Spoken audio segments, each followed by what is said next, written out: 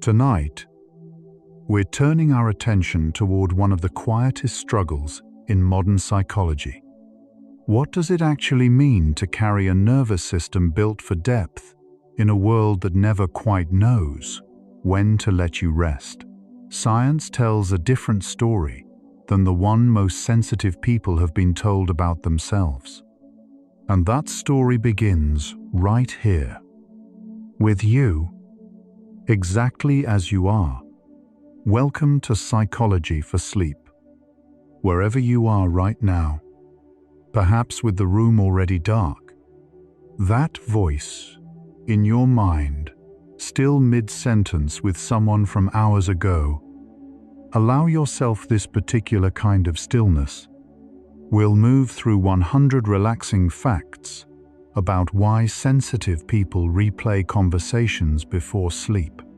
From the neuroscience of a nervous system built for depth, to what happens in the body when thought refuses to stop, to the quiet permission that this kind of mind rarely gives itself. This gentle journey through the science of sensitivity creates a space where searching minds find something they rarely find in the noise of the day.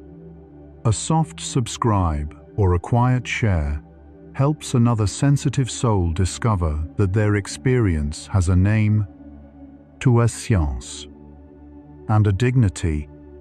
People who feel everything deeply deserve to know they are not alone. One careful mind, one sleepy soul at a time. It means everything to us. Let yourself settle completely here. Feel your jaw unclench, your breath deepen naturally. You can let the thoughts from today drift past without holding them. Sense that soothing heaviness beginning, like a room after the last guest has gone. Still, unheld, and finally, only yours. You don't have to fix anything tonight. You only have to be here. Close your eyes and breathe deeply. You're resting where quiet holds everything. Let your mind soften into depth. And now we begin. You are not too sensitive. You are differently wired. Sensory processing sensitivity is the scientific name for a stable trait in the nervous system. First described by psychologist Elaine Aron in the 1990s and studied extensively since. It describes a tendency to process sensory and emotional information more deeply and more thoroughly than most people do. This is not a disorder. It is not a symptom of something wrong. It is a dimension of human variation, like handedness or blood type, that appears across cultures and throughout history. Research now estimates that somewhere between 20 and 30% of the human population carries this trait. Tonight, you are one of them. The replay of a conversation in your mind before sleep has a name in neuroscience. It is called pre-sleep cognitive arousal, and researchers study it as one of the primary barriers to sleep onset in sensitive individuals. When the lights go out, the brain does not simply stop. It continues processing the emotional content of the day, particularly the social content, the exchanges, the silences, the looks that lingered. For highly sensitive people, this processing is more thorough, more detailed, and longer lasting than it is for others. The conversation that most people release at the dinner table stays active in the sensitive mind well past midnight.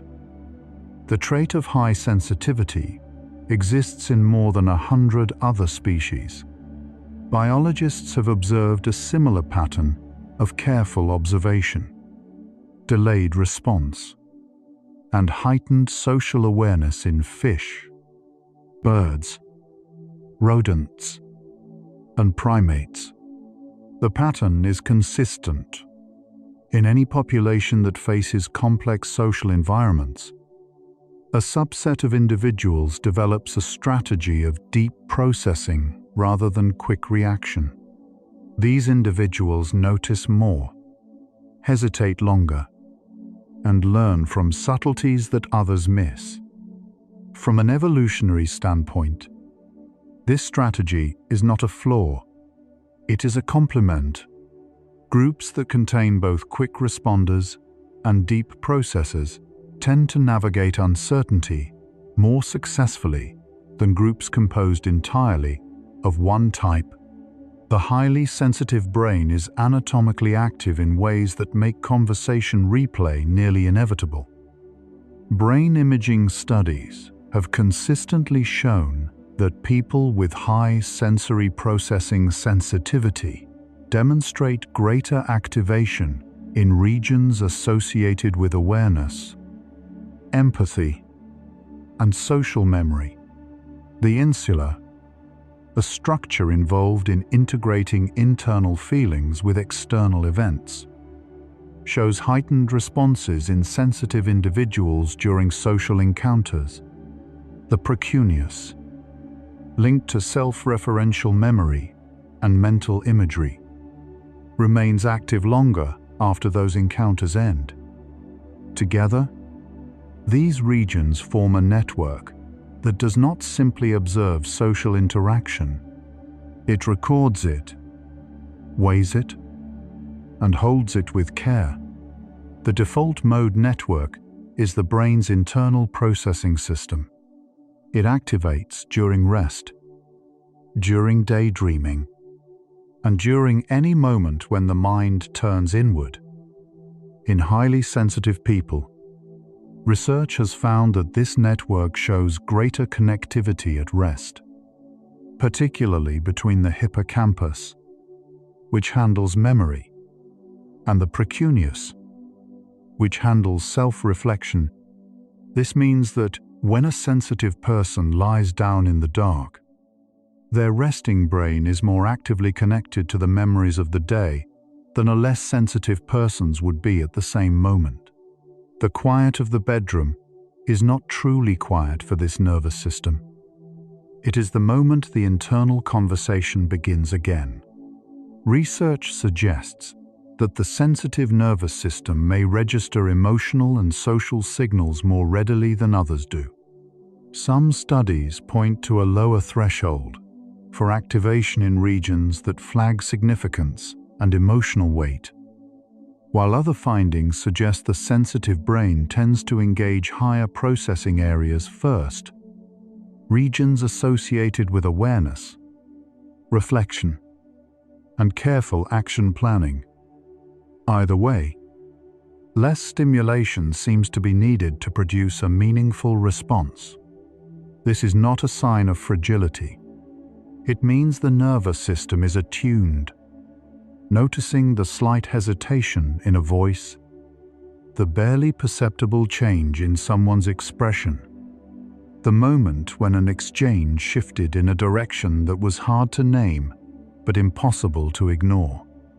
This sensitivity of detection is precise and useful during the day.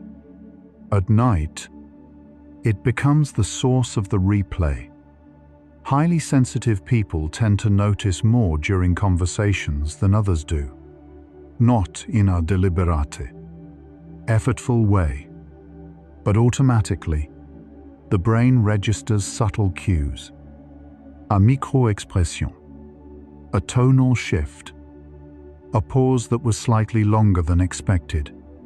This information enters the nervous system and begins processing before the conscious mind has formed a clear impression. By the time the conversation has ended, the sensitive nervous system has accumulated more data about the exchange than either participant may have been consciously aware of. At bedtime, the brain attempts to organize all of it.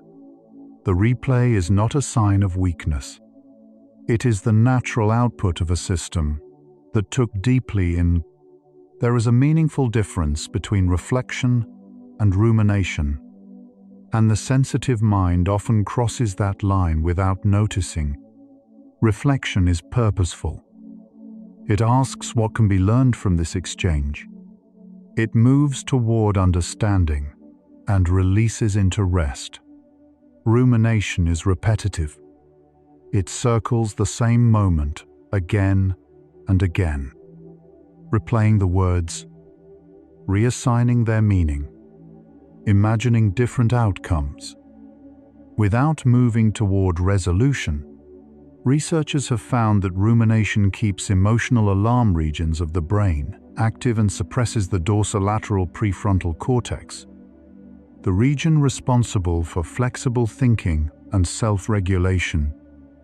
The mind that ruminates is genuinely stuck, not emotionally weak, but neurologically caught in a loop that its own architecture made possible within the same framework that introduced sensory processing sensitivity. Researcher Elaine Aron identified 4 core dimensions using the acronym DOES. D stands for depth of processing, the tendency to think things through before acting. O stands for overstimulation, the experience of being easily overwhelmed by intense or prolonged input. E stands for emotional reactivity and empathy, a heightened response to both one's own feelings and the feelings of others.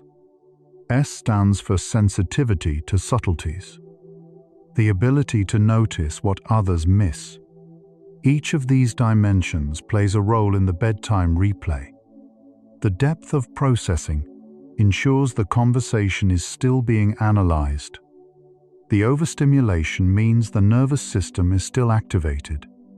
The emotional reactivity means the feelings attached to the exchange have not yet settled.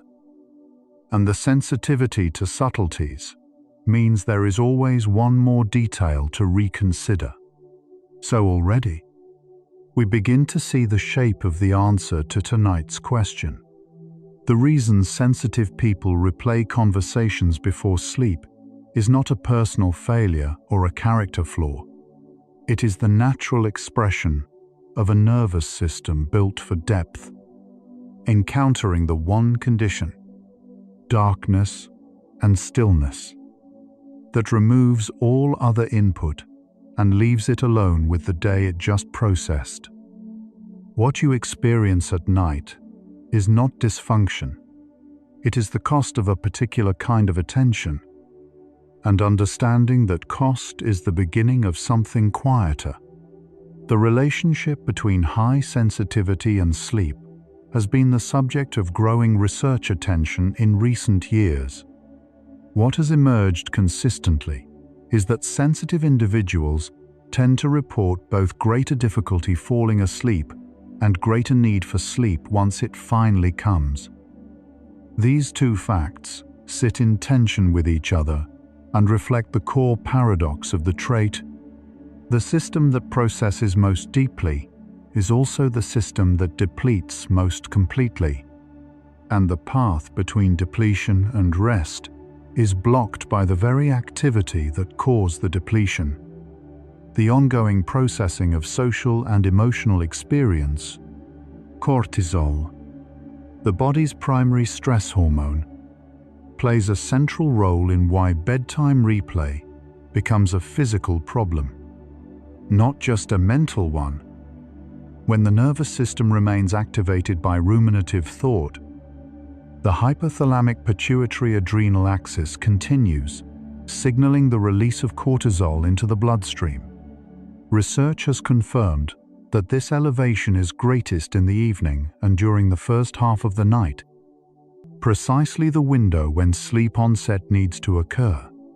Elevated cortisol tells the body to remain alert. It increases heart rate, sharpens attention, and maintains a state of readiness. For sensitive individuals whose nervous systems are more reactive to this signal, the effect is compounding. The thought activates cortisol. Cortisol makes sleep harder to reach. The difficulty reaching sleep generates more anxious thought. The perseverative cognition hypothesis is a framework in sleep science that explains why ruminative thought causes physical, not just mental, wakefulness. According to this model, repetitive negative thought activates the stress response in the same way that an actual stressor in the physical world would. The body does not distinguish between a real threat and a vividly imagined one when the sensitive mind replays a difficult moment from the day. The nervous system responds as though that moment is still occurring. Muscle tension rises slightly. Heart rate stays elevated. The brain remains in a state of readiness that is incompatible with the descent into sleep. Research using polysomnography, which measures brain waves and body signals during sleep, has found that people with high pre-sleep cognitive arousal take significantly longer to fall asleep than those whose minds quiet easily at bedtime. One set of findings showed that individuals with high nocturnal cognitive arousal took roughly 37 minutes longer to fall asleep and spent considerably more time awake during the night. Their overall sleep efficiency, the proportion of time in bed actually spent sleeping, was measurably lower. These differences carry real weight across the night. They represent hours of lying still while the mind is in motion, and mornings that begin with a kind of tiredness that sleep should have prevented. The sensitive brain's relationship to memory is one of the most important keys to understanding the bedtime replay. Imaging studies have found that people with high sensory processing sensitivity show greater connectivity between the hippocampus, the brain's memory processing region, and the precuneus, a region involved in self-referential thought and mental imagery. At rest, which for a tired person at bedtime is exactly the condition, this connection becomes more pronounced. The brain does not simply recall the conversation, it reconstructs it in detail, with emotional color, sensory texture, and the perspective of the person who was there. The replay feels vivid because, neurologically, it is. Some researchers have proposed that brain circuits involved in action, observation, and imitation, sometimes described as mirror systems, may play a role in how we understand the intentions of others. Studies have found that during social interaction, highly sensitive people show greater activation in regions associated with empathy, perspective taking, and awareness of other people's internal states. Whether or not a specific mirror mechanism is the precise explanation, something in the sensitive nervous system takes the other person's experience personally. In the most literal neurological sense, during a conversation, the sensitive brain is not simply recording words. It is reaching toward the inner life of the person it is speaking with, registering their hesitation, their warmth, their unspoken concern. At night, all of that reaching returns. There is something worth pausing on here. The replay is not self-centered. Even when it feels that way, it is relational.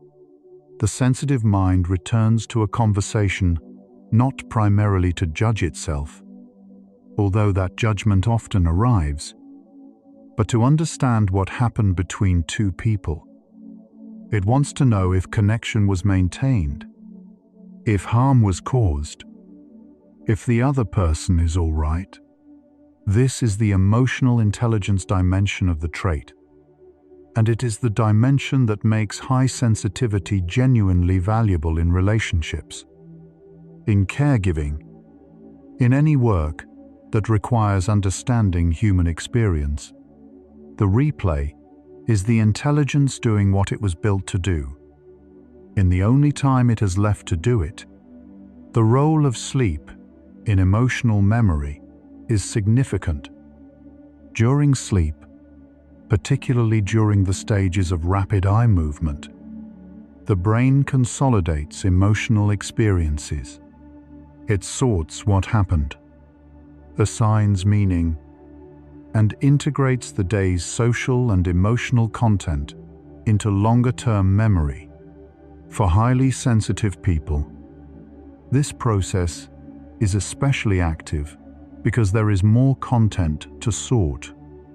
The replay before sleep may in part be the brain preparing itself for this consolidation process, a kind of pre-organization that the sensitive nervous system initiates before the deeper work of sleep can begin. Seen this way, the replay is not the enemy of sleep. It is the overture to it. Chronotype, the natural tendency toward being a morning or evening person, interacts with sensitivity and rumination in ways that researchers are continuing to explore. Recent diary-based studies have found that individuals who lean toward eveningness, those who naturally feel more alert later in the day, show higher rates of pre-sleep rumination than those who are naturally morning-oriented. This is relevant for sensitive people, who often report a preference for evening hours, when the world is quieter and less demanding.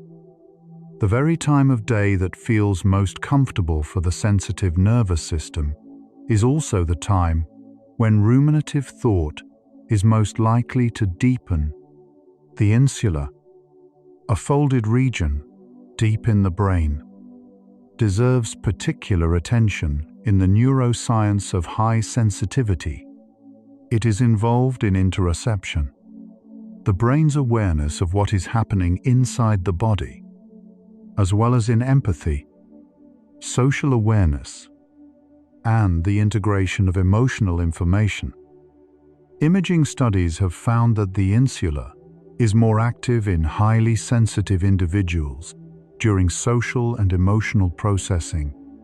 At bedtime, when external stimulation drops away, interoceptive awareness often increases. The sensitive person becomes more aware of their own heartbeat, the quality of their breathing, the way tension holds in the shoulders or jaw. This heightened internal awareness can itself become a form of arousal, drawing the nervous system away from sleep rather than toward it. The relationship between sensitivity and social anxiety is real but distinct. They are not the same thing. High sensory processing sensitivity describes a depth of processing that is present regardless of anxiety levels. Some highly sensitive people experience significant social anxiety. Others do not. But even without anxiety, the sensitive nervous system has a lower threshold for registering social signals as significant, for storing them with emotional weight, and for returning to them when the day ends. Research published in 2025 found that rumination predicted social anxiety through its effects on how people perceived their own social performance, suggesting that the looping thought is both a consequence and a potential contributor to heightened social worry over time. The pause-to-check response is a characteristic of high sensitivity that researchers have documented across species. Before acting in a novel or ambiguous social situation, the sensitive individual pauses. They observe. They gather more information. They consider possibilities before committing to a response. This pause is adaptive. It reduces errors and increases the quality of social decisions. But at bedtime, there is no new information to gather, no decision to make, no action to take. The pause to check mechanism, deprived of any useful function, continues running. The mind keeps checking. It keeps looking for something it cannot find in the dark.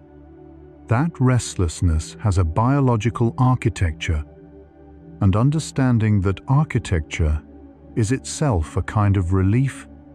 Sleep onset latency is the scientific term for the time between lying down and falling asleep. For healthy adults, sleep researchers generally consider 10 to 20 minutes to be within a typical range. For highly sensitive people who are replaying social content, this latency can extend considerably. One mechanism is straightforward. Active thought maintains brainwave patterns associated with wakefulness, specifically the alpha and beta waves that characterize an alert, engaged nervous system. The transition to sleep requires a shift towards slower theta wave activity. That shift is delayed when the brain is still rehearsing conversation. The thought does not simply slow down. It holds the brain in a lighter, more active state, postponing the descent that sleep requires. The hypothalamus is a small but enormously influential brain structure that acts as a relay station between emotional processing and physiological response. In highly sensitive people, imaging studies have found heightened connectivity between the hypothalamus and emotional memory regions during social stimulus processing. The hypothalamus plays a role in regulating the release of cortisol, in modulating sleep-wake cycles, and in overseeing body temperature and heart rate. When the sensitive nervous system remains emotionally activated at bedtime, the hypothalamus continues, signaling other parts of the body to remain alert. The conversation in the mind becomes the conversation in the body, written in the language of hormones and physiological readiness. We are 25 facts into this journey, and the shape of the answer is becoming clearer. The sensitive nervous system does not replay conversations out of obsession or insecurity. It replays them because it is doing exactly what it was built to do, processing social and emotional experience with extraordinary thoroughness. In the 1 hour of the day, when all other demands have fallen away and nothing interrupts the work, the bedroom becomes a processing chamber. The dark becomes a thinking space, and the mind that spent the entire day attending to others finally has a moment to sit with everything it noticed. That is both the gift and the weight of this particular kind of mind. Let's pause here and notice your body. As you breathe out slowly, appreciate each quiet process happening inside. Trillions of functions working in silence. Heart beating, lungs breathing, your nervous system beginning its nightly work of sorting and settling, all without your command. Right now, your brain is deciding what matters from today. What can be released? What can be set gently down? Notice the heaviness in your muscles, the warmth of where your body rests. You are a complete system, tending to itself. Now we continue. The phrase cognitive hyperarousal describes what happens in the mind when thought remains active, past the point where sleep should begin. Research has identified it as one of the most significant predictors of poor sleep quality, more strongly associated with objective sleep disturbance than insomnia diagnosis alone or physical symptoms. For sensitive people, cognitive hyperarousal at bedtime is not an occasional disruption. It is a pattern, a predictable feature of how their nervous systems encounter the transition from day to night. Naming it does not make it disappear, but naming it changes the relationship. The looping thought is not you failing at sleep. It is a known, studied, biological phenomenon with a clear mechanism. The dorsolateral prefrontal cortex is the region of the brain most associated with flexible, executive thinking, the ability to redirect attention, weigh perspectives, and move from one mode of thought to another. During rumination, activity in this region is suppressed.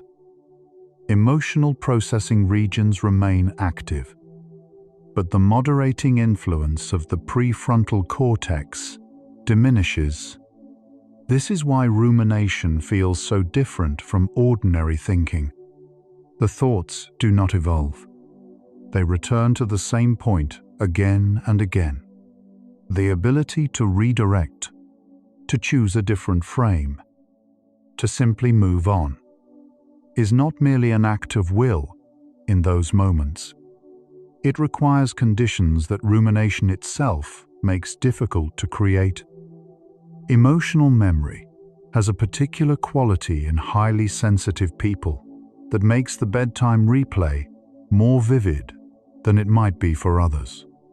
When a region of the brain registers an experience as emotionally significant, it signals the memory system to encode that experience with greater detail. For the sensitive nervous system, more experiences cross the threshold of significance. More of the day becomes available for replay when the lights go down. This is not a flaw in the system. It is the same mechanism that allows sensitive people to remember beauty with unusual clarity, to be moved by music that others hear without feeling, to carry within them a richly textured inner world. Social connection is a fundamental human need, regulated by many of the same brain systems that regulate physical survival. For sensitive people, the quality of social connection carries additional weight. Research has found that sensory processing sensitivity is associated with stronger emotional responses to the perceived disruption of connection. A misread comment, a silence that felt different, a moment that ended before it felt complete. The bedtime replay is often, at its core, a search for reassurance. The sensitive mind returns to the exchange because it has not yet confirmed that the connection is intact. It cannot find that confirmation in the replay, but it keeps looking. The concept of social baseline theory proposes that the human brain treats close social bonds as a kind of resource, something that reduces the effort required to navigate the world. When connection feels secure, the brain operates more efficiently. When connection feels uncertain, the brain works harder, monitoring more carefully, processing more thoroughly. For highly sensitive people, whose social awareness is already more active than average, even minor relational uncertainty, the ambiguous end of a conversation, the phrase that could have meant two things, registers as a signal worth attending to. The nervous system responds by staying alert, and that alertness comes home with them at night. There is a distinction between what researchers call brooding and what they call reflective pondering. Both involve returning to a past experience in the mind. Brooding is passive, self-focused, and marked by a sense of helplessness, the feeling that things are difficult and there is nothing to be done. Reflective pondering is more curious and comparative.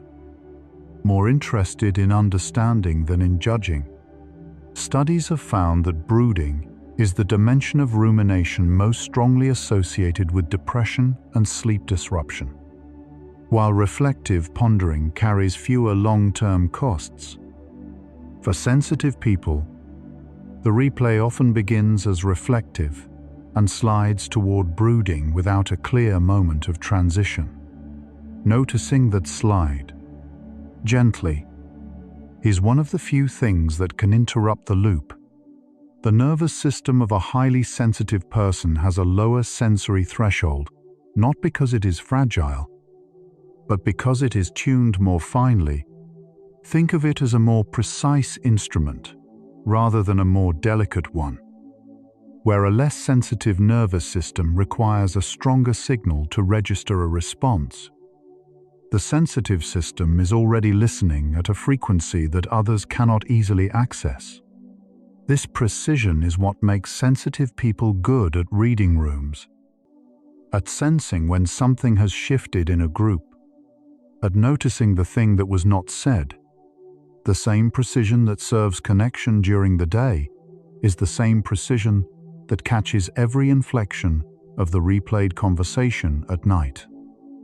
Research has found a positive association between high sensory processing sensitivity and greater empathy, particularly the kind of empathy that involves reaching toward another person's internal state rather than simply recognizing their emotion from the outside. This deep empathic processing draws on many of the same neural resources as the bedtime replay. When the sensitive person returns to a conversation in their mind, they are not only replaying their own experience, they are reconstructing, however imperfectly, the inner experience of the other person. They notice what the other person might have been feeling, what they might have meant, what they might have needed that was or was not given. This is both the beauty of high sensitivity and one of its heaviest costs.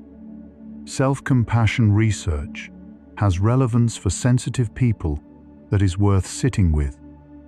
Studies have found that highly sensitive individuals who practice what researchers call common humanity, the recognition that struggle and imperfection are shared human experiences rather than personal failures, show significantly better emotional regulation and lower rates of ruminative thought.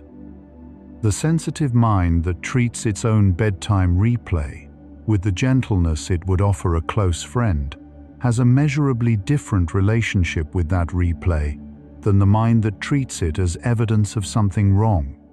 This is not simply a philosophical shift. It changes which neural pathways become active in the moments when the thought returns. The hypothalamic pituitary adrenal axis, the body's primary stress response system, operates in a feedback loop with ruminative thought. The thought activates the body. The body's response then amplifies the thought. For sensitive people, whose stress systems respond more readily to social and emotional input, this cycle can sustain itself long past the moment the original thought stopped being useful. Understanding that the loop is bidirectional, that physiology and cognition are keeping each other active, changes the approach. It is not only the thought that needs to soften, the body needs an invitation too.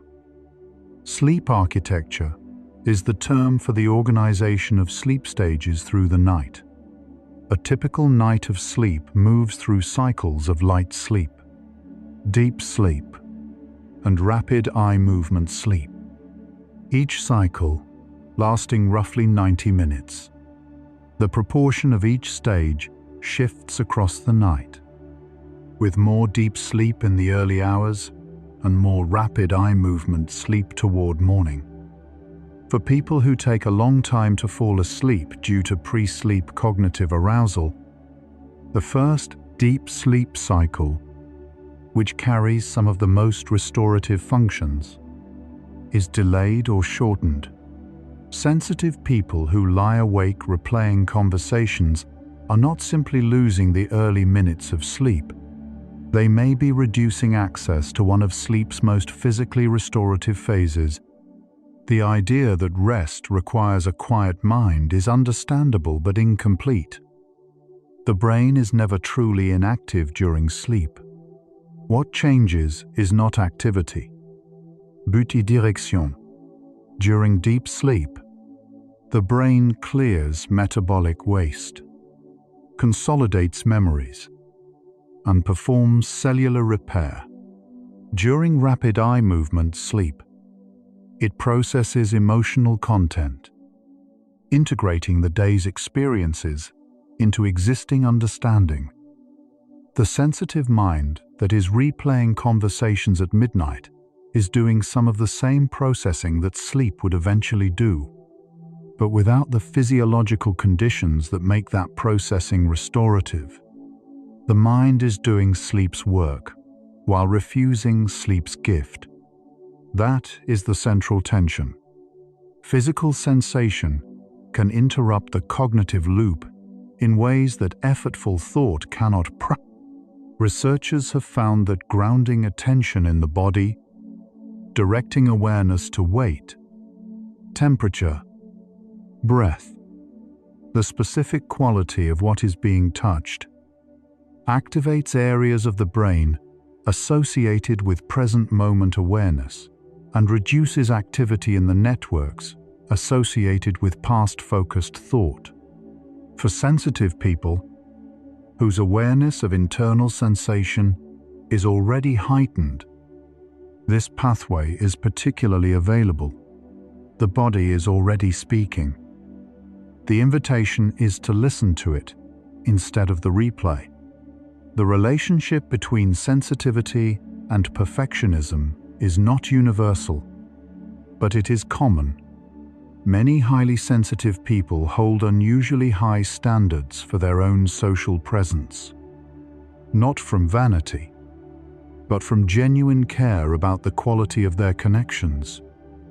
When a conversation does not meet that standard, when something felt off, when a word landed differently than intended, when the connection was not quite what it might have been, the sensitive nervous system registers this as a gap worth closing. The bedtime replay is, in part, an attempt to close the gap in imagination when it could not be closed in reality. We are halfway through the night's early journey, and the central question has been gathering its answer across 40 facts. The replay before sleep is not a disorder. It is a signature, the mark of a nervous system that was built for careful, thorough social processing, now encountering the moment when the world goes quiet and the work remains unfinished. Tonight, simply knowing that changes something. You're still here, still awake, still somewhere between the thoughts and the quiet. Take one slow breath. Your brain is doing exactly what it was built to do tonight. Noticing, processing, finding its way toward rest. We're moving through this science together, gently, and we'll keep going. One careful step at a time. The brain's default mode network does not simply idle during rest. It rehearses. It runs simulations of social situations. Imagine futures conversations. Revisits past ones. And constructs a continuous internal narrative of who we are in relation to other people. For highly sensitive people, this network shows greater connectivity and more sustained activity at rest. The quiet that most people associate with bedtime is, for the sensitive nervous system, The moment when the default mode network finally has uninterrupted time to run its full program, there is a certain dignity in that. The mind that is still working at midnight is a mind that takes its social world seriously. Research using self-report measures has found that highly sensitive people tend to describe their inner speech, the private running commentary of thought, as richer, more complex, and more emotionally detailed than less sensitive people describe theirs. Inner speech is a significant component of the bedtime replay. The conversation is not recalled silently. It is rehearsed, revoiced, re-inhabited. The sensitive person hears their own words again, in something close to the original tone, and hears the other person's words too, rendered in the nervous system's best approximation of their voice and feeling. The inner experience is immersive in a way that silent recollection does not fully capture. There is a category of sensitive nervous system response that researchers call positive vividness. The heightened emotional response, not just to difficulty, but to beauty, kindness, and connection.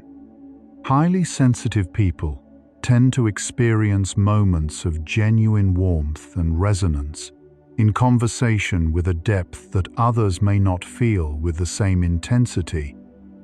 This positive vividness means that when a conversation felt good, truly good, the kind of exchange that leaves the world feeling a little more knowable and safe, the sensitive nervous system records that too.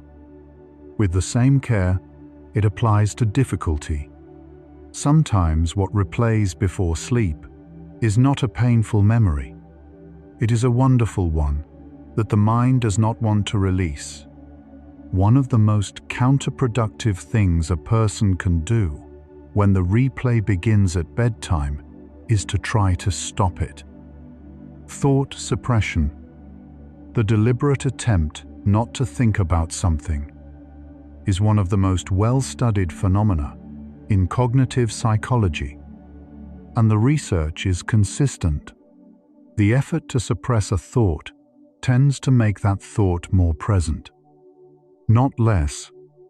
The monitoring required to check whether you are still thinking about something keeps that something alive.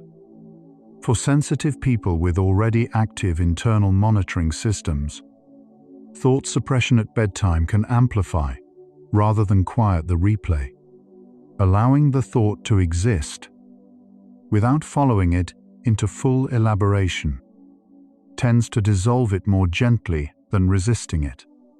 The nervous system of a highly sensitive person, over the course of a socially demanding day, accumulates what researchers describe as overstimulation. This is not a vague or subjective experience. It has a physiological correlate: extended exposure to social input, decision-making demands, emotional labor, and sensory stimulation sustains the nervous system in a state of activation that requires time and specific conditions to resolve. That resolution does not happen automatically the moment someone lies down in bed. The transition from overstimulation to rest is a process, and for sensitive people, that process often requires longer periods of winding down than the world typically allows before the expectation of sleep. Emotion regulation refers to the processes by which a person manages the intensity, timing, and expression of their emotional responses. It involves a connection between the prefrontal cortex and emotional processing regions of the brain. When this connection is working well, it allows for thoughtful, rather than purely reactive engagement with what is felt. In highly sensitive people, recent research has found that this connection is present and functional but that it requires more deliberate activation to have its moderating effect. Emotion regulation for sensitive people is not impossible. It is more demanding, which means it depletes more quickly across a long day. There is emerging research on what is called the differential susceptibility hypothesis, which proposes that highly sensitive people are not simply more vulnerable to negative experiences, but more responsive to all experiences, positive and negative alike, under favorables conditions, secure relationships, predictable environments, adequate rest. Sensitive individuals tend to report higher well-being than less sensitive people in the same conditions. The sensitivity that makes difficult nights harder also makes peaceful nights more deeply restful, moments of genuine connection more nourishing, and beauty more fully felt. The nervous system that suffers most under poor conditions also flourishes most under good ones. The concept of bedtime procrastination has received research attention in recent years. It describes the pattern of delaying going to bed, despite having no external reason to do so. For sensitive people who have learned to anticipate the replay at bedtime, there is often a quiet avoidance operating. The night is delayed because the mind knows what waits in the dark. The phone is checked one more time. The book is read a little longer. Another episode begins. Not from enjoyment alone, but from a soft reluctance to enter the space where the thoughts arrive. Recognizing this pattern as a response to anticipated discomfort, rather than laziness or poor discipline, changes its meaning. The vagus nerve is the longest cranial nerve in the body, running from the brainstem through the heart and lungs to the digestive system. It is the primary pathway of the parasympathetic nervous system, the branch responsible for rest, digestion, and recovery. When the vagus nerve is well activated, the body moves more easily from states of arousal into states of calm. Research has found that slow, extended exhalations stimulate vagal activity, slowing the heart and signaling to the nervous system that the moment is safe.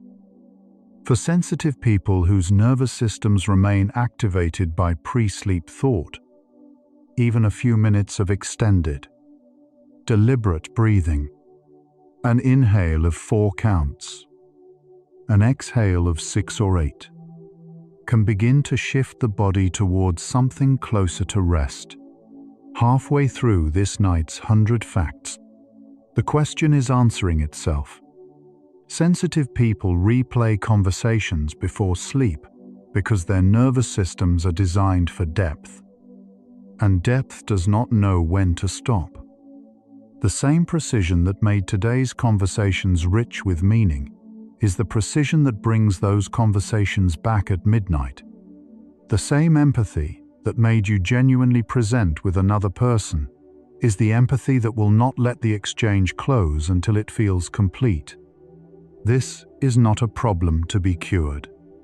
It is a nature to be understood, and understanding it, slowly, across a quiet night like this one, is itself a form of rest. The memory you are returning to most strongly tonight is already being gently rewritten by your brain. Each time you recall it, the memory system reconstructs it slightly differently, integrating new calm, new distance. Right now, your brain is doing that quietly. Without your direction, tonight is part of that process. Every breath you take is moving the memory toward a more settled place. You don't need to finish the thought. Your brain is already finishing it for you. In the slower language of sleep, Now we continue the journey. The new understanding emerging from sensitivity research is this: the trait is not primarily about vulnerability, it is about responsiveness. The highly sensitive nervous system is more responsive to environmental conditions, social cues, and internal states than average. This responsiveness is the engine of both the difficulties and the gifts. The bedtime replay is not evidence of a broken system. It is evidence of a responsive one that has not yet found the conditions it needs to quiet itself. Nighttime is the first extended quiet a sensitive person may encounter all day. The school, the workplace, the household, all of these environments place continuous demands on the sensitive nervous system. The quiet of the bedroom is not a neutral moment. For the sensitive mind, it is the first opportunity all day to process without interruption. The replay arrives not because the night summons it, but because the day never gave it space to finish. Some researchers have described the sensitive person's relationship to their own emotional experience as higher resolution, where less sensitive people experience emotion in broader, softer strokes. Sensitive people often experience it with fine-grained detail, a distinct quality of embarrassment that differs from regret, a specific texture of longing that differs from sadness. This high resolution applies to the bedtime replay. The sensitive mind does not recall the conversation generally. It recalls the precise quality of a single moment within it. The instant something shifted, the weight of a particular silence, the feeling of the room at that exact second. Research into the relationship between the nervous system, the gut, and the brain has suggested that the health of the digestive system influences nervous system regulation, stress response, and sleep quality. While this field continues to develop and many questions remain open, it offers a reminder that the conditions affecting sensitive sleep are not limited to the mind. The body, as a whole, participates in the nervous system's overnight work. A sensitive person's experience of lying awake is not only in their thoughts, it lives in the body too, in the breath, the heartbeat, the subtle restlessness that thought alone does not explain. The experience of being misunderstood is among the most consistently reported difficulties of highly sensitive people across cultures, because the trait is not always visible, and because the nervous system's deep processing often happens internally rather than outwardly. Sensitive people are frequently read by others as quiet, overly serious, or easily upset, when they are in fact simply processing. A comment offered casually by someone who intended no great weight may land with considerable weight in the sensitive nervous system. And at bedtime, the replay often centers exactly on those moments, the ones where the gap between intention and impact was widest, and the sensitive person absorbed both sides of it. The quality of sleep itself affects the sensitive nervous system's capacity to regulate emotion the following day. Research has found that sleep deprivation increases reactivity in emotional processing regions and reduces prefrontal moderating function in all people. For sensitive individuals whose nervous systems already respond more readily to social and emotional input, this effect may be more pronounced.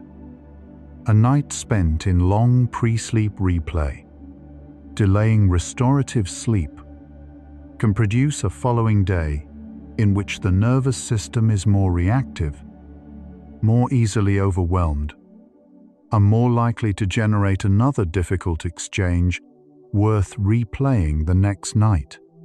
Understanding this is not meant to alarm. It is meant to explain.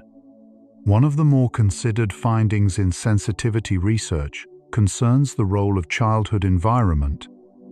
Highly sensitive children, raised in supportive, nurturing environments, tend to show better outcomes than less sensitive children raised in the same conditions. A phenomenon researchers call vantage sensitivity. The same nervous system that encounters greater difficulty under harsh conditions also flourishes most under favorable ones. This points towards something meaningful. The sensitive nervous system is not fixed in its responses. It is shaped by experience, and it continues to be shaped by the quality of conditions it is given, including the conditions of tonight. There is a particular kind of bedtime thought that sensitive people describe more often than others. The thought that begins with wondering what the other person is thinking right now, not what happened in the conversation, but what the other person's current inner state is, hours after the exchange. This is the empathy network doing something that has no resolution. There is no information available. There is no way to know. But the nervous system that was built to understand other people keeps reaching toward that knowing, even in the dark, even in a silence that holds no answer. Music and certain kinds of structured sound have been found to influence pre-sleep cognitive arousal in ways that other interventions do not. Research suggests that slow-tempo music, particularly around 60 beats per minute, can encourage the nervous system toward calmer states by influencing heart rate and breathing patterns. For sensitive people, whose auditory processing is often heightened, sound-based environments during the wind-down period, quiet music, ambient nature sound, the soft presence of rain, may provide the gentle sensory input that prevents the nervous system from turning entirely inward and beginning the replay. The concept of stimulus shelter comes from research with highly sensitive people. It refers to a protected period of time and space that allows the sensitive nervous system to decompress after extended social and sensory engagement. Without this shelter, the nervous system carries its accumulated activation directly into the night. The bedroom becomes the first moment of shelter, which means the bedroom also becomes the location where all of the unprocessed content of the day arrives at once. Building stimulus shelter earlier in the evening. A deliberate. Protected period of low demand, low stimulation quiet, can begin the decompression that the sensitive nervous system needs before it can genuinely rest. Writing as a method of processing pre-sleep thought has received consistent research support. Putting the day's emotional content into words on a page before bed appears to reduce the cognitive load that the mind carries into the transition to sleep. When thought is externalized in writing, the brain may register it as sufficiently acknowledged, reducing the drive to replay it internally. For sensitive people, whose internal narrative is already rich and detailed, even 10 minutes of writing, without the goal of solving anything, simply of witnessing, can shift the nervous system's orientation from unfinished to heard. There is a neuroscience of social acceptance and rejection that is relevant to the bedtime replay. Research using brain imaging has found that social rejection activates some of the same neural pathways as physical pain. A region that registers the aversive quality of pain responds to social exclusion in ways that parallel its response to physical injury. For highly sensitive people, the threshold for registering social signals as significant is lower. A moment in conversation that felt disconnected, a comment that landed as dismissal, a silence where warmth was hoped for. These register in the nervous system with an intensity that may not be proportional to the other person's intent, but is entirely real in the body. Self-compassion, as a research subject, has moved toward the center of psychology over the past 2 decades. Studies consistently find that the practice of treating one's own experience with the same gentleness offered to a close friend reduces ruminative thought, decreases emotional reactivity to social threat, and improves sleep quality in anxious populations. For sensitive people who tend to hold high standards for their own behavior in relationships, self-compassion is not a softening of accountability. It is a recalibration, the recognition that the replay and the mind doing the replaying deserve the same warmth that mind so readily extends to others. The brainwave state associated with the transition to sleep is called theta. Theta waves are slower than the alpha waves of relaxed wakefulness and faster than the delta waves of deep sleep. Theta is also the brain state associated with creativity and the brief, dreamlike images that appear at the threshold of sleep. Some researchers have observed that highly sensitive people may have a richer experience at this threshold. More vivid transitional imagery as the brain moves towards sleep. The boundary between waking thought and sleeping dream is, for some sensitive people, a more complex and inhabited space than it is for others.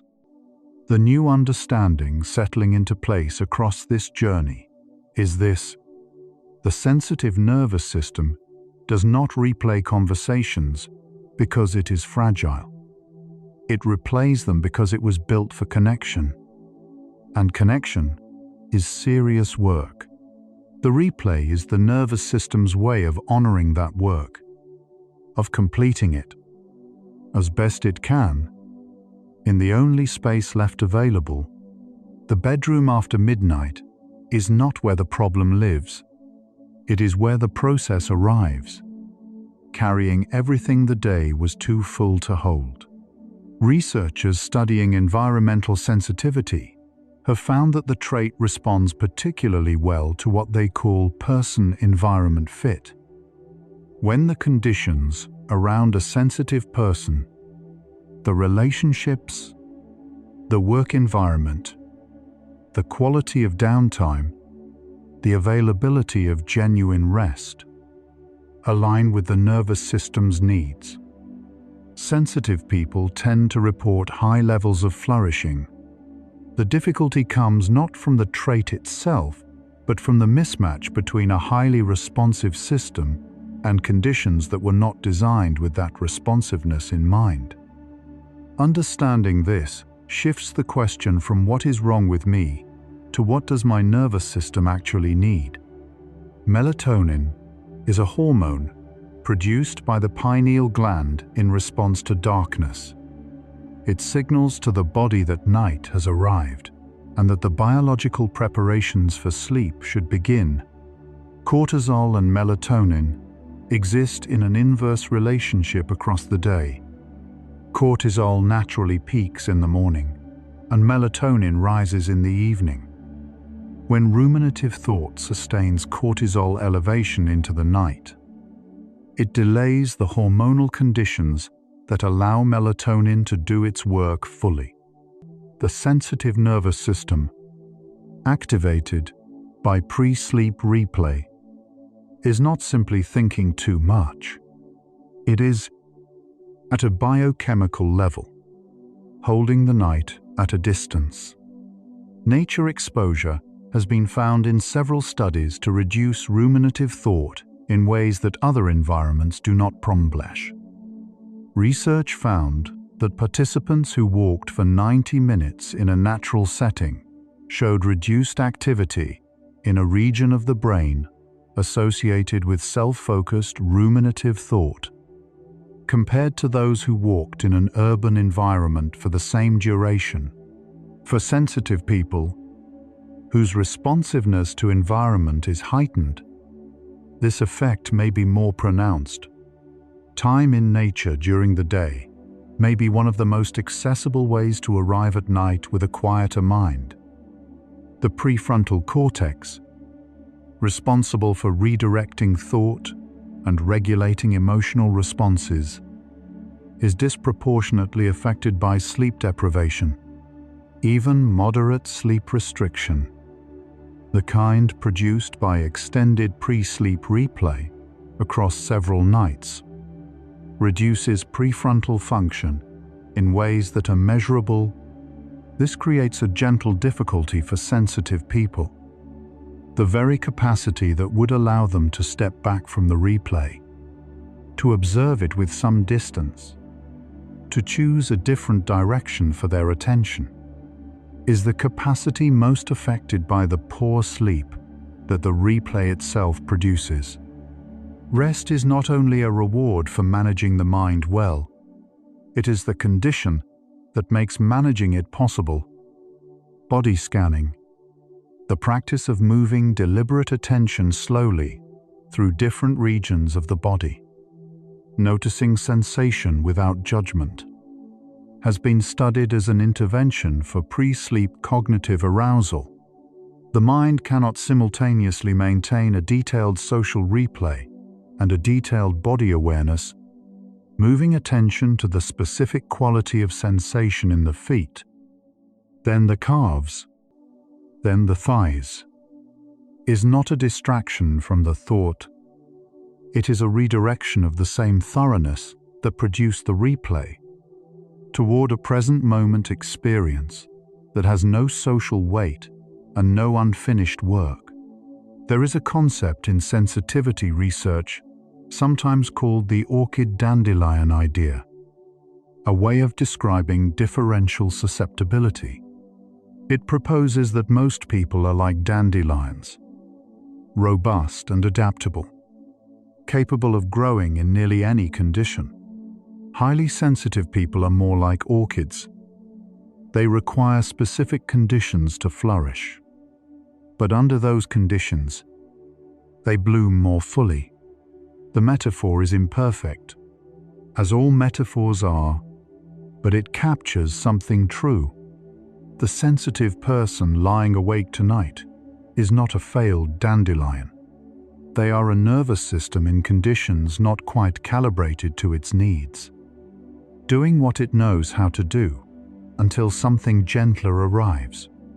The connection between high sensitivity and creativity is not coincidental.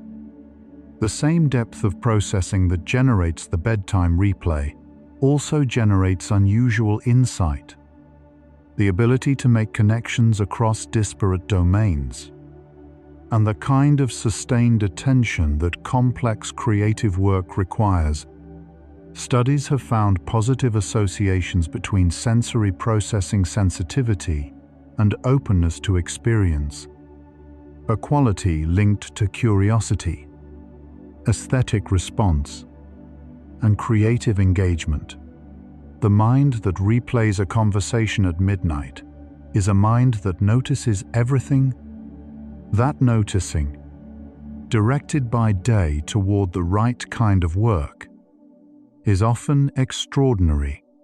The act of naming an emotion, saying to oneself, "This is longing," or "This is embarrassment," or "This is the specific worry about having caused harm," has been found in neuroimaging studies to reduce the intensity of the emotional response. This is sometimes called affect labeling, the simple naming of what is felt engages the prefrontal cortex, which then gently moderates the experience. For sensitive people in the middle of a bedtime replay, the invitation is not to stop feeling, but to name what is being felt with precision.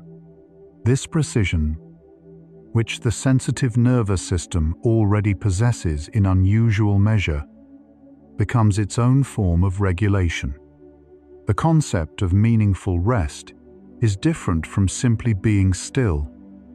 Meaningful rest, as described in recent well-being research, is rest that the nervous system registers as genuinely restorative, not sleep in itself, but the internal experience of being allowed to set everything down.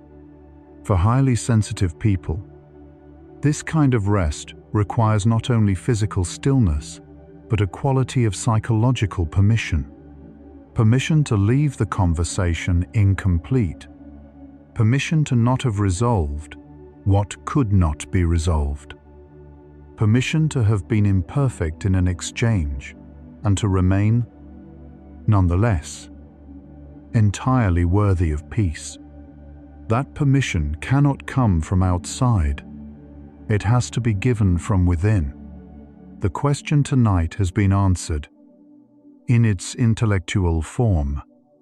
Right here, sensitive people replay conversations before sleep because their nervous systems were built to process the social world with unusual depth. And that depth does not have an off switch. The same trait that makes you perceptive, empathetic, and capable of extraordinary connection is the trait that keeps the conversation running after the lights go out. You are not too sensitive for the world. You are not broken. You are differently calibrated. And the calibration that makes rest harder also makes connection richer, and beauty more vivid, and kindness more deeply felt. That is the truth your nervous system has been working toward all night. Sleep doesn't come when you try to sleep. It comes when you stop trying. This is exactly that moment. Your heart has been beating all day without a single reminder from you. Your lungs have been breathing. Your nervous system has been working. It knows how to take care of you. Tonight, you don't need to manage any of this. You only need to let the system do what it already knows. Let go. The rest will follow. You have been lying here long enough now that the day is becoming something softer, not a set of problems to solve, not a conversation to finish, just something that happened and is now passing gently into the category of the past. Your nervous system is beginning to believe in the dark around you, beginning to accept the weight of your own body as a signal of safety rather than stillness. That shift is quiet, but it is real. The sensitive nervous system does not need to be fixed tonight.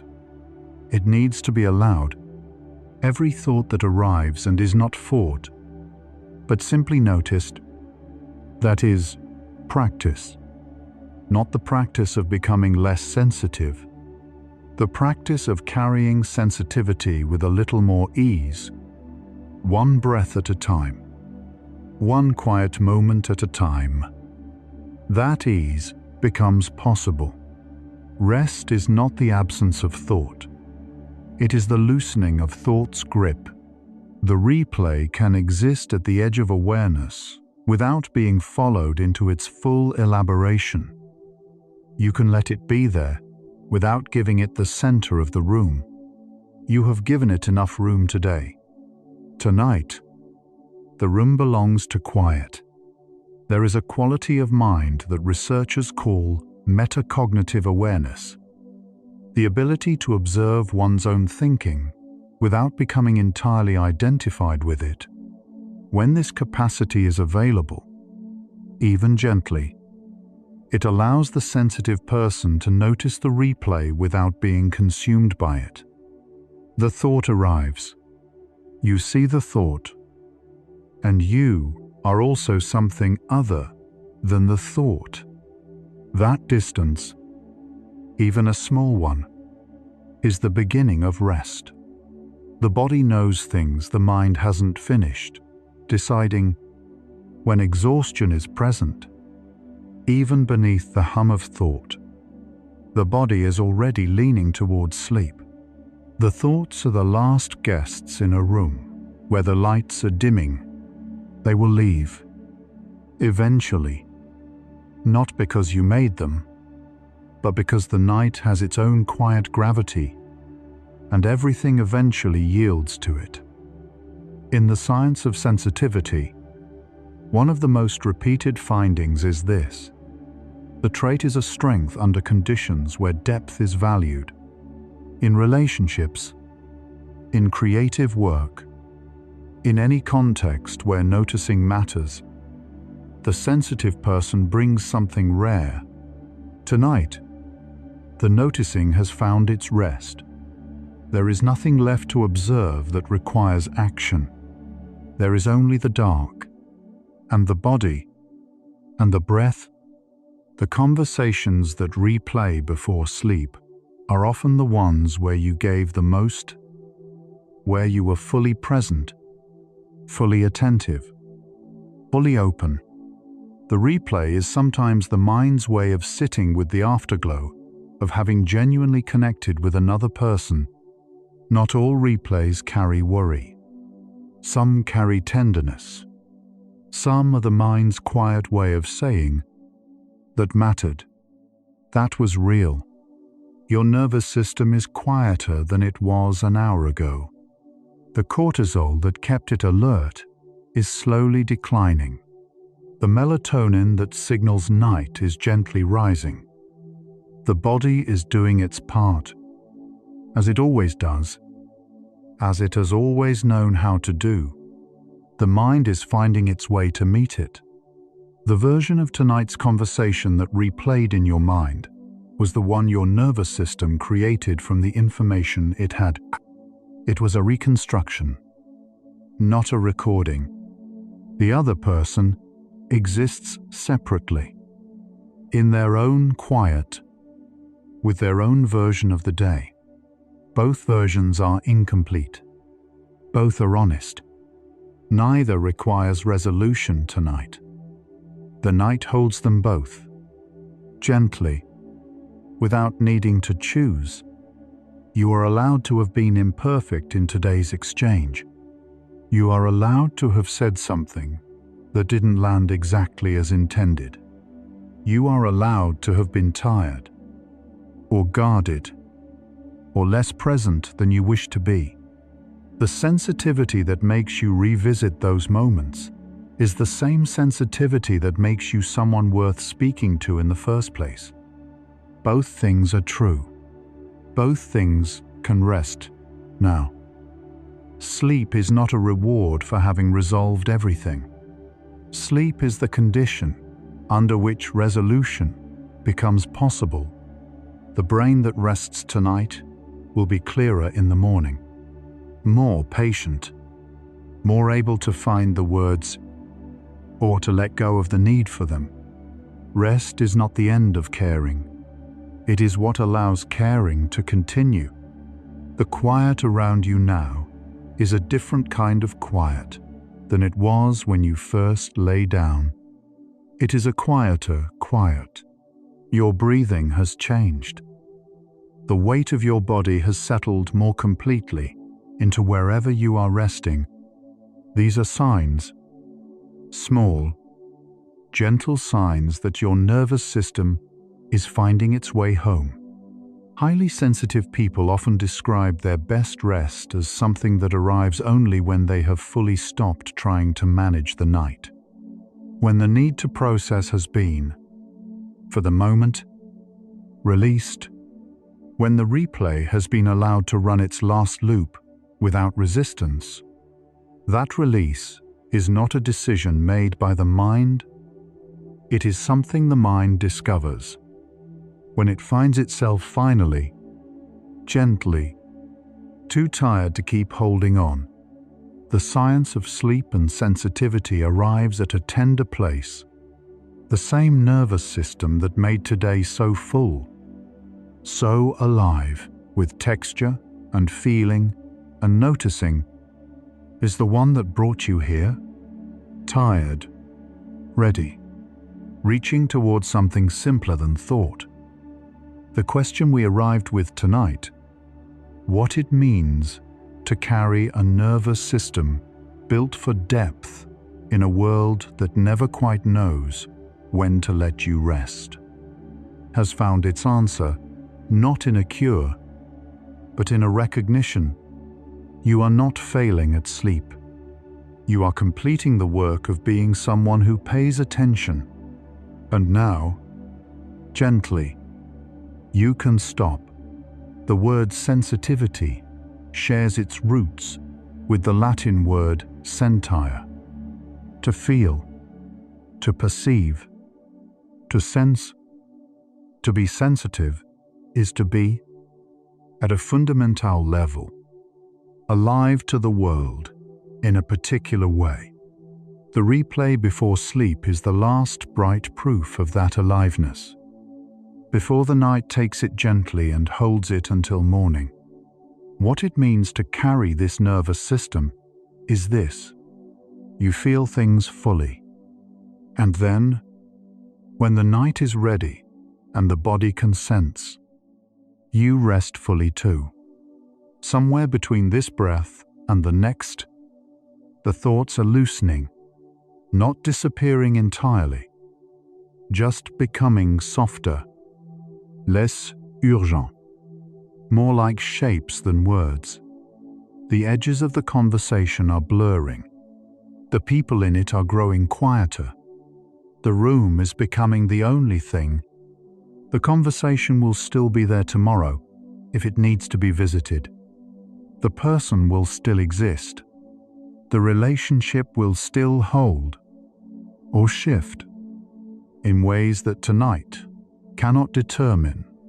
Nothing is decided in the dark. Everything that matters can wait for the light. Tonight belongs only to rest. Your body is warm now, or it is cool in the way that feels right. Your muscles have given up the last of what they were holding.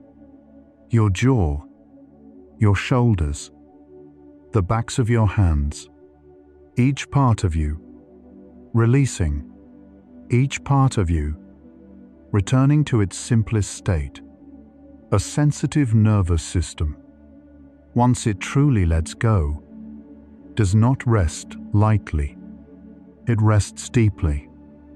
The sleep that comes to a sensitive person who has been given true quiet is often unusually restorative, not because the night changes, but because the nervous system, once it genuinely releases, goes all the way into rest.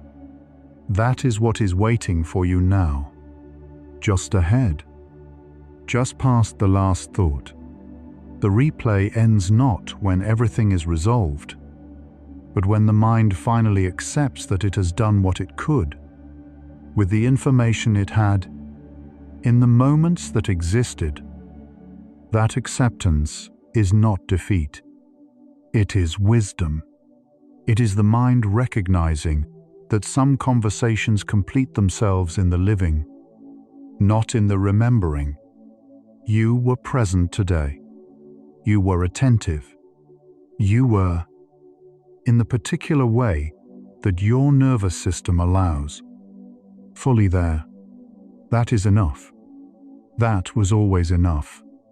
You can let the day close now, the way a book is closed at the end, gently, with both hands, with care, somewhere in the body.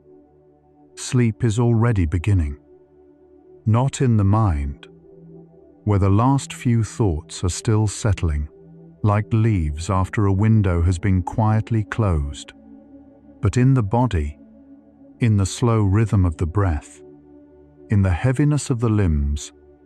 The body knows. The body has always known. The most sensitive people often carry the most love. It is the same thing, the same source, the same root. The depth of feeling that makes the nights harder is the depth of feeling that makes them someone worth returning to, day after day. By the people who are fortunate enough to know them, you carry something rare. You can rest it now. The answer to tonight's question, in its final and most emotional form, is this: you replay conversations because you care. You care because you were built to notice, to feel, to connect. And beneath all of that caring, beneath all of that noticing, there is a person who is tired and worthy of rest, who has done the day's work completely, who can, right now, in this particular darkness, simply stop. The depth that kept you awake is the same depth that will now let you fall, gently, completely, into sleep. And so, our quiet journey through the science of sensitivity finds its gentle ending here. We began with a moment early in our journey, the moment it became clear that the sensitive nervous system registers emotional and social signals more readily than others do, catching every tonal shift and meaningful silence that others move past without pausing. And we arrived, near the end, at the recognition that the word sensitivity carries within it the Latin root sentire, to feel, to perceive, to be alive to the world in a particular way. Between those two places, 100 facts told the same story from 100 different angles. That the replay is not a failure, it is a signature. It is what a nervous system built for depth looks like when it is finally, at midnight, alone with everything it noticed. Perhaps the question worth sleeping on is this: what would it mean to offer this nervous system, your nervous system, the same care tonight that it has offered to everyone else today? The same forces that make the nights harder are the ones that make the connections richer. The replay and the empathy have the same source. The sleeplessness and the tenderness are not separate things. They are two expressions of a single, unusually alive way of moving through the world. The sensitive nervous system does not need to be overcome. It needs to be understood. And tonight, it has been. In these final minutes, take the deepest breath you can, as deep as possible. Think about the quiet underneath all of that caring, the place before the replay, before the noticing, before the day itself. There is something there that has not been touched by any of it. Still, unheld, only yours.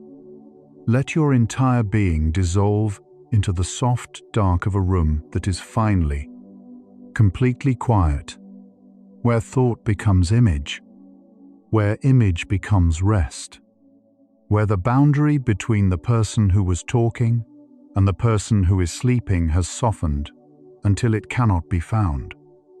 Prepare for deep sleep. No boundaries left, only peace. If moving through the science of why sensitive minds find sleep so hard tonight helped you feel a little less alone in the dark, perhaps share it quietly with someone else who knows this kind of night. It might be the thing they didn't know they were searching for. One tender mind, one peaceful night at a time. The thoughts of today are still unfolding somewhere in the universe of your memory. Without your effort, without your witness. You don't need to hold any of this. It was never yours to carry alone into sleep. You have traveled inward tonight, through corridors that most people move past without pausing. You touched the architecture of a nervous system that has been quietly, thoroughly, devotedly doing its work, and you found it, somehow, familiar, gentle, even. You can allow these thoughts of today's conversations to fade now, like the soft murmur of voices in a neighboring room, still warm at the edges, but no longer something that requires your attention, leaving only a quiet, unheld calm behind. Let your breath deepen. Let your body grow heavy, as if all that careful noticing has finally found somewhere to land and is simply holding you. If sleep comes, let it carry you gently, the way understanding arrives, not rushed, not forced, into a place where time and weight no longer matter. If your eyes are still open, the next video is waiting for you, ready to continue the journey. But if they're closed, stay there. Stay in the darkness that feels safe and warm. Tomorrow, your sensitivity will still be there, still tending, still noticing, still becoming. But tonight belongs to stillness. Rest well, gentle explorer, and remember, the mind that feels everything deeply also deserves to rest completely. Good night.